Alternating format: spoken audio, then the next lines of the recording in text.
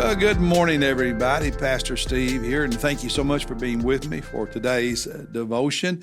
As you are opening your Bible to Exodus chapter 16, I want to remind everybody to be praying because this Sunday we will observe the ordinance of baptism, new believers being baptized, always exciting. So you pray for God to bless these new believers and for more people to be saved and to be baptized, taking, that step of professing their faith publicly through believers' baptism by immersion.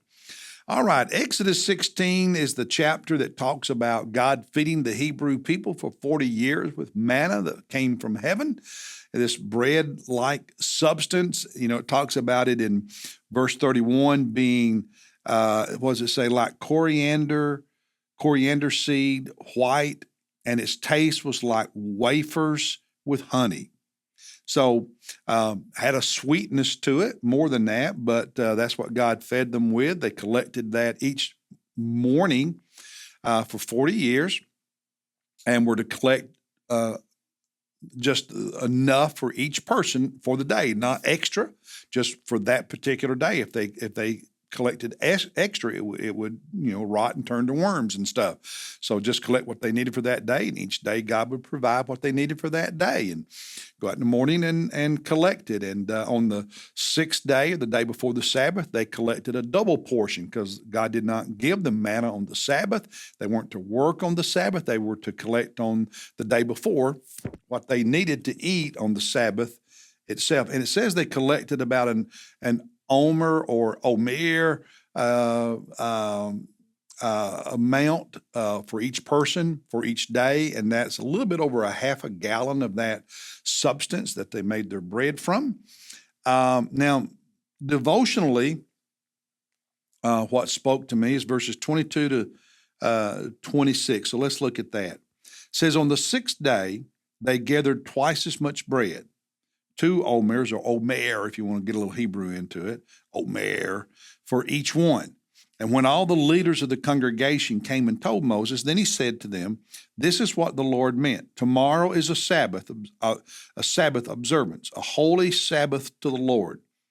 Bake what you will bake and boil what you will boil, and all that is left over put aside to be kept until the morning. So they put it aside until morning, as Moses had ordered, and it did not become foul, didn't rot and turn to worms and so on, nor was there any worm in it. Verse 25, Moses said, eat it today, for today is a Sabbath to the Lord. Today you will not find it in the field. 6 days you shall gather it, but on the seventh day, the Sabbath, there will be none. So in other words, God sent manna in the mornings of 6 days during the week. On the seventh day, the Sabbath, no manna. They were to collect a double portion on the sixth day, go ahead and cook it, bake it, boil it, fry it, whatever they were doing with it, and get it ready for the Sabbath day to eat on the Sabbath, but they were not to prepare it on the Sabbath. And so what they're doing here is they're getting ready for the Sabbath on the day before the Sabbath, instead of waiting to the day of the Sabbath to get ready for the Sabbath. Several years ago, back in probably the late 90s, I guess it was, maybe before that, sometime in the 90s, I did some research on the Jewish observance of the Sabbath throughout history. And one thing that always stuck with me is the way that certain devout Jews observe the Sabbath. Part of it was they would get ready for the Sabbath during the week leading up to it. They would envision the Sabbath day as a queen coming to visit. So the Sabbath coming into your life on the seventh day, you would look at it like a queen's coming to visit. And if a queen was coming to visit your house, what would you do? You would get everything ready before the queen arrived. And the idea is that you get everything ready for the Sabbath before the Sabbath arrives. Now, we're followers of Jesus. We're not Hebrew people. We're not Jews, so we don't observe the Jewish Sabbath, which is actually Friday sunset to Saturday sunset. We worship on the Lord's Day, which is the first day of the week, not the seventh, first day of the week on Sunday.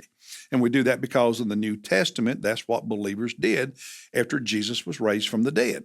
Now, having said all that, I think there are some lessons for us, some principles we can apply to our observance of the Lord's Day. And something our family started doing when our kids were growing up, after I did all this study, was we would try to prepare for Sunday by doing these things. Have a meal on Saturday night. And it may be at the house, it could be in a restaurant, it could be a nice meal, it could be sandwiches. Didn't matter. The food doesn't matter. Just get together, have a meal. And then have a prayer, maybe a little devotion. But here was the thing. After dinner, everybody was to get everything ready for Sunday. So kids, go pick out your clothes you're going to wear tomorrow. Don't wait till Sunday morning to pick out your clothes, especially if you've got a picky one who likes to fight about what they wear. Do all of that on Saturday. And whatever you pick out on Saturday, you have.